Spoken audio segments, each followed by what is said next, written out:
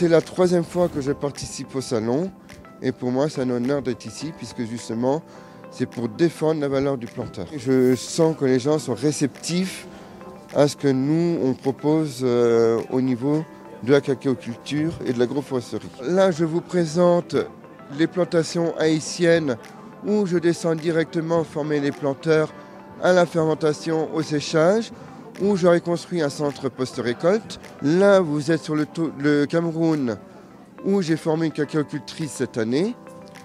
Et là-haut, vous êtes sur le Togo, où j'ai formé des cacaoculteurs en direct. Je suis arrivé à faire un chocolat, donc sans aucune matière grasse animale, pas de beurre, pas de lait, pas de crème, pas de gluten, pur chocolat. En plus, à Sao Tomé, donc, ma chocolaterie a été inaugurée par le ministre de l'Agriculture de Sao Tomé, qui m'a fait part d'un souci où les gens avaient la difficulté à travailler. Et du coup, j'ai une parcelle expérimentale donc, au sein de la coopérative, la CECAB, qui comprend 2500 producteurs, et où je me rends 2 à 3 fois par an.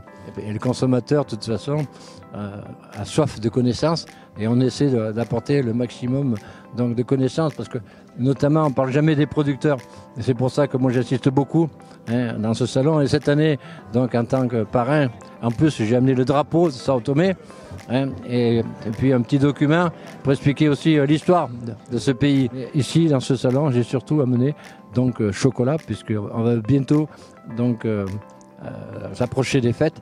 On a les ballotins aussi. Voilà. Et puis, bon, on montre aux enfants et aux adultes les cabosses et les fèves. Pour le chocolat, je vais chercher des fèves. J'ai été formé par Ahmed qui est juste là, à faire du chocolat cru pour mes préparations. Je viens de trouver un producteur de vanille qui se situe à Madagascar.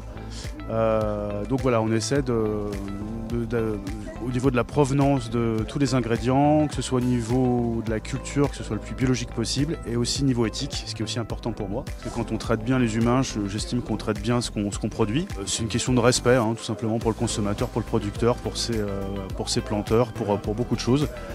Et plus on apporte de soins à ce qu'on fait, plus on a un produit de qualité. Donc voilà, c'est aussi simple que ça.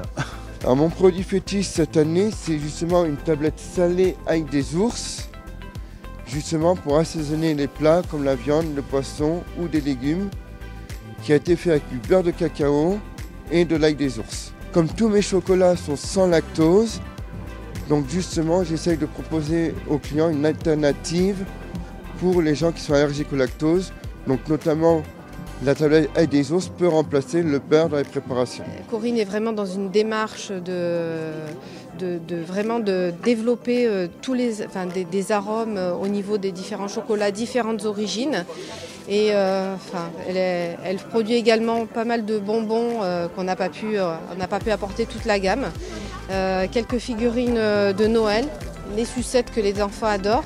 Et on est aussi sur une petite représentation de ce qu'elle fait avec des figuettes, des calissons, des orangettes, des rochers, gingembre confit enrobé, des mendiants. Mais encore une fois, voilà, c'est une toute petite représentation de ce qu'elle peut avoir chez elle. Que des chocolatiers dans cette démarche de Bean to Bar.